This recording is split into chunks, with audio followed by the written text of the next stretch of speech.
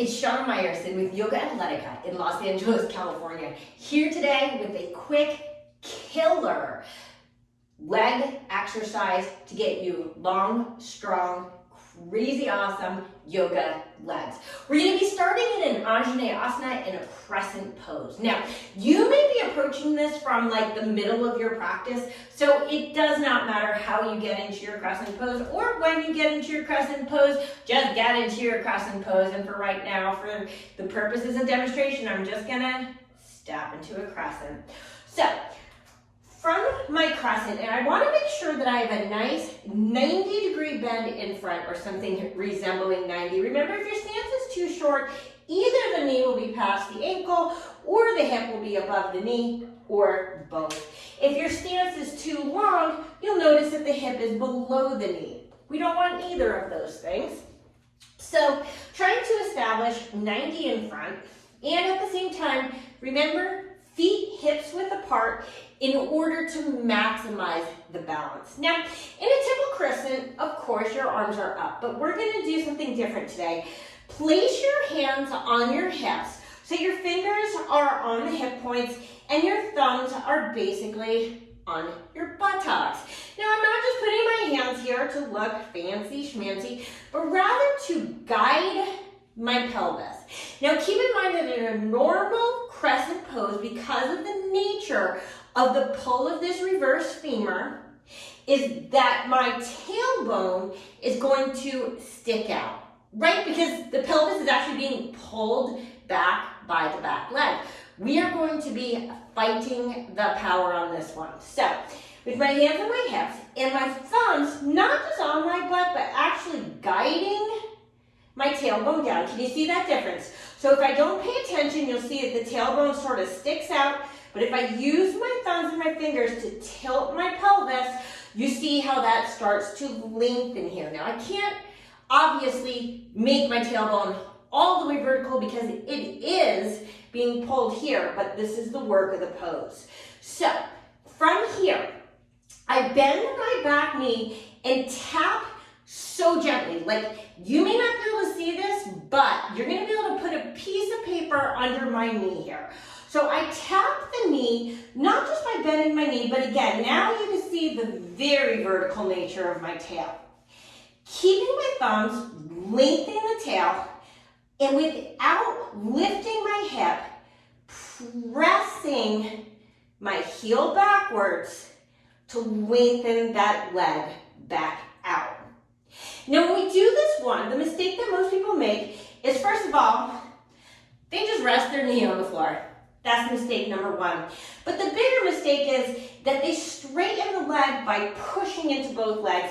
And you see how now this leg straightens, this hip gets higher, and so they're not really maintaining the work in the tail. How do we avoid this?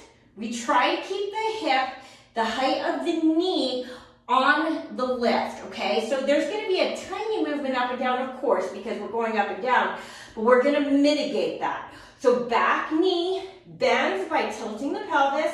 I barely scratch the floor and then press through my back heel, keeping my front knee bent deeply to take me back in. I bend, thumbs are lengthening my tail, and press like crazy. Bend,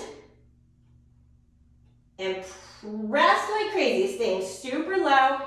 And again, number 5, I bend. You can see how my tailbone really almost tucks here. And press. Now, from there, you can absolutely do any sort of crescent stuff that you wish to throw in. But you do just 5 of these the right way, and you're going to get killer work in those legs. Take my word for it. Let's take it to the other side.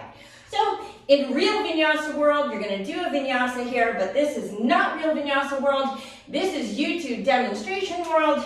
So my left foot is forward.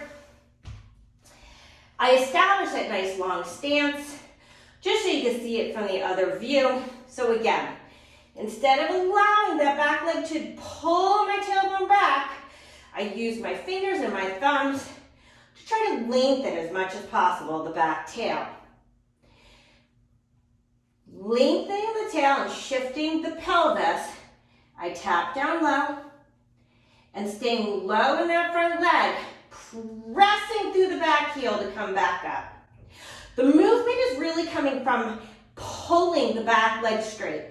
So I bring it down, stay low in the left hip, long in the tail, and press like crazy. Again, 3, tap, lightly tap, keep the tailbone lengthening. As you straighten, 2 more. Break it down. Keep the tailbone long, hips low, press, press, press. And 5, tap, and press. Really work tailbone long. My hands are working like crazy. They are not there for decoration, and my heel is pressing more than you can imagine. Because that back leg is going to be hard, hard, hard to straighten.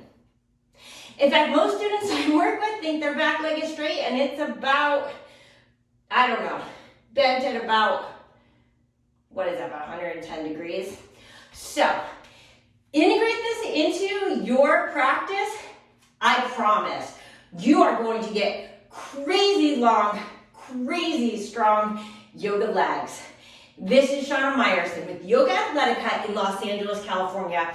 Please don't forget to subscribe to my channel, like and comment. It all helps. And of course, I have my full-length classes on Union Fit, and you can see the links in this video and also in my short little YouTube bio and also in my intro YouTube video.